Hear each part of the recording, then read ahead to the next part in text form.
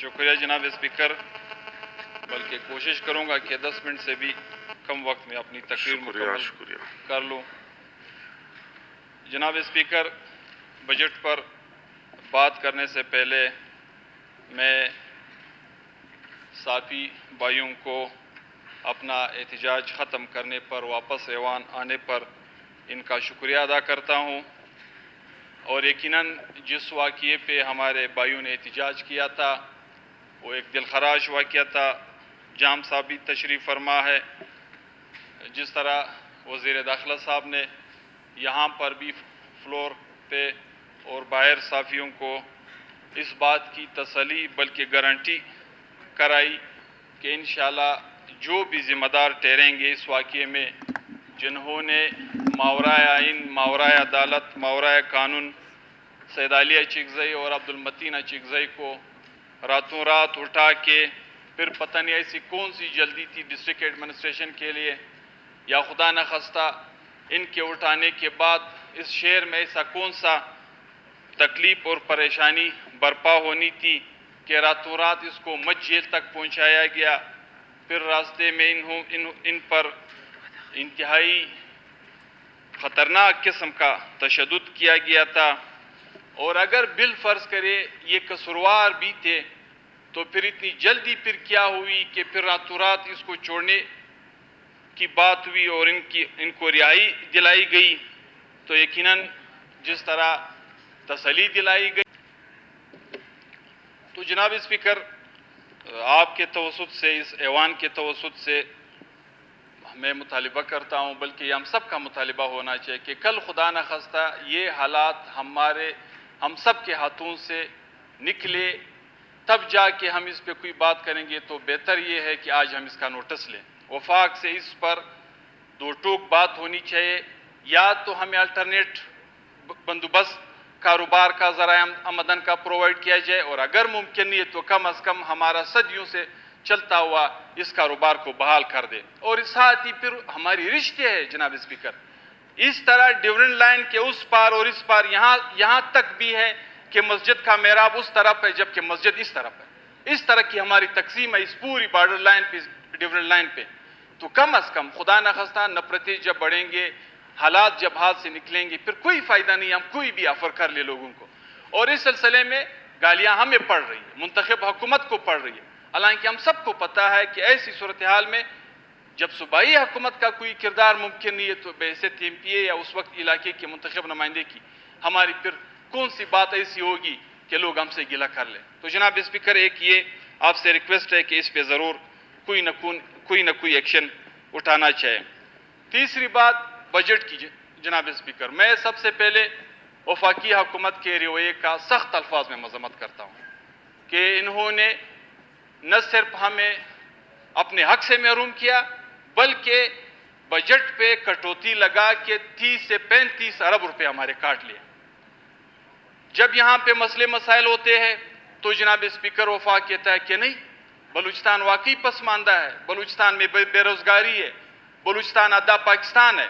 اور اگر حقیقی لحاظ سے دیکھا جائے تو اگر اس وقت اس خطے میں بحیثیت ملک ہماری اہمیت ہے تو وہ بلوچستان کی وجہ سے، بلوچستان کے وسائل کی وجہ سے. تو انہوں نے کٹ لگا کے بلوچستان کے بجٹ کو پیش کرنے کے لیے بھی ہمیں مشکلات سے دوچار کر دیا. تو یقیناً میں وفاق کے اس ظالمانہ، اس متعصبانہ رویے کی شدید الفاظ میں مذمت کرتا ہوں. اور ساتھ ہی جام صاحب کا، ان کی ٹیم کا یقیناً ہر موقع پہ انہوں نے احتجاج کی، واک آؤٹ تک کر گئے ان کی میٹنگ سے. تو یقیناً آج بھی میرا یہ مطالبہ ہے کہ بجٹ وفاقی لیول پہ پاس ہونے سے پہلے وہ جو بلوچستان کا حصہ تھا اس کو ہر صورت میں اس لیول پہ لے جائے جو بلوچستان کا حق ہے. تیسری بات جناب اسپیکر، یقیناً کووڈ-19 کی وجہ سے بجٹ پیش کرنے میں بہت ساری مشکلات تھیں، بہت ساری تکلیفیں تھیں. اس میں کوئی دوسری رائے ہے ہی نہیں. یہ نہیں کہ صرف ہم متاثر ہوئے، پوری دنیا متاثر ہوئی. دنیا کا نظام تتر بتر ہوا، پاکستان کا نظام تتر بتر ہوا.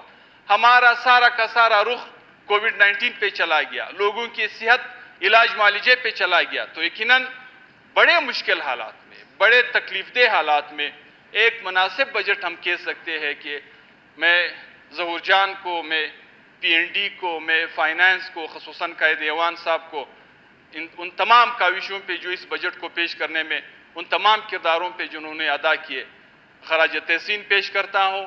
اور یقیناً ایک بات میں بھی کہوں گا، جس طرح ملک صاحب نے ملازمین کی بات کی، یقیناً ایک حد تک ہمیں ملازمین کو ایڈجسٹ کرنا چاہیے تھا، ہمیں اس کے چلوں کا بھی خیال رکھنا چاہیے تھا۔ ابھی بھی بجٹ کی منظوری تک اگر گنجائش ہے، اور گنجائش ہے، ہماری کوشش ہونی چاہیے کہ ہم تھرو آؤٹ پروونس ہم اپنے ملازمین کے بجٹ میں اس کی تنخواہوں میں اضافے کے لیے کوئی نہ کوئی منصوبہ بندی ضرور کر لیں۔ دو تین باتیں، یقیناً میں ایک بات کہوں گا ملک سکندر صاحب کی اس بات کی روشنی میں، جمہوریت، یقیناً یہ ملک نہ کبھی پورے جمہوریت پہ اتر آیا ہے اور نہ بس نیم سسٹم میں ہم چل رہے۔ اگر آج ملک صاحب اس کو جمہوریت نہیں کہتے تو کیا باوردی جنرل مشرف کے دور میں وہ جمہوریت تھی؟ جو ہمارے یہ ساتھی ان کے ساتھ اتحاد میں تھے، سب کچھ میں تھے، تو کیا وہ جمہوریت تھی؟ آج کم از کم ہم یہ کہہ سکتے ہیں کہ ہم ایک ایسے ایوان میں بیٹھے ہیں کہ نہ ہمارے اوپر، نہ ہمارے سائڈ پہ، نہ کہیں ادھر نہ کوئی ادھر باوردی کوئی بندہ بیٹھا ہے جو ہمیں ڈکٹیٹ کر رہا ہے۔ چوتھی بات، جناب اسپیکر، میں پھر بھی کہتا ہوں کہ ہر لحاظ سے، ایک تو جو ہماری اپوزیشن کے ساتھ بات ہوئی ہے، ان کے حلقوں کو ترقی دینے پہ جو ایک حد پہ ہم پہنچے ہیں، اس کا خیال ضرور ہونا چاہیے، لیکن یہ روایت ہم نے نہیں ڈالی ہے جناب اسپیکر۔ یقین کرے، ہم جب مذاکرات میں ہوتے تھے تو ہمارے لیے چیزیں مشکل تھی۔ ابھی زمر خان میرے خیال میں اٹھ کے چلا گیا ہے، ملک سکندر خود اس بات کی گواہی دے گا، سردار عبدالرحمن کتران خود اس بات کی گواہی دے گا۔ پچھلا جو حکومت تھا اس نے جو روایات ڈالی، یعنی یہاں تک کہ ایک ممبر کے لیے بجٹ میں سنگل پیسہ بھی نہیں رکھتے تھے۔ کتنی مطلب میں کیا کہوں اس کی؟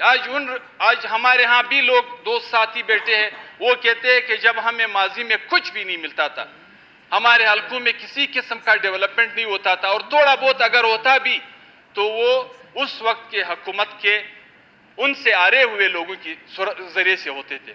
تو یقیناً یہ روایت ہمیں ختم کر دینی چاہیے۔ جتنا توقع ہم سے اپنے حلقوں کے عوام کی ہے، اتنا ہی توقع اپوزیشن کے ممبران کے حلقوں کے عوام کی ان سے ہے۔ یقیناً ہمیں کوشش کرنی چاہیے کہ بلوچستان اس سے ہٹ کے کہ ہم اس ایوان میں کس پارٹی سے ہے، کس پوزیشن پہ، ہم روایات کے امین لوگ ہیں، ہم اقدار کے امین لوگ ہیں، ہم ایک ٹرائبل سوسائٹی کے لوگ ہیں۔ ہم سب کو، ہر ایک کو ایک دوسرے کے حلقے کا، اس حلقے کے عوام کا اس طریقے سے خیال رکھنا چاہیے جس طرح ہم اپنے حلقوں کا خیال رکھتے ہیں۔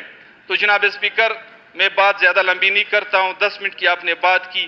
یقیناً میں پھر حکومت کو، پی این ڈی کو، فائنانس منسٹر کو انتہائی مشکل اور نامساعد حالات میں ایک متوازن بجٹ پیش کرنے پہ خراج تحسین پیش کرتا ہوں۔ بڑی مہربانی جناب اسپیکر۔ شکریہ اصغر خان اچکزئی صاحب۔ ملک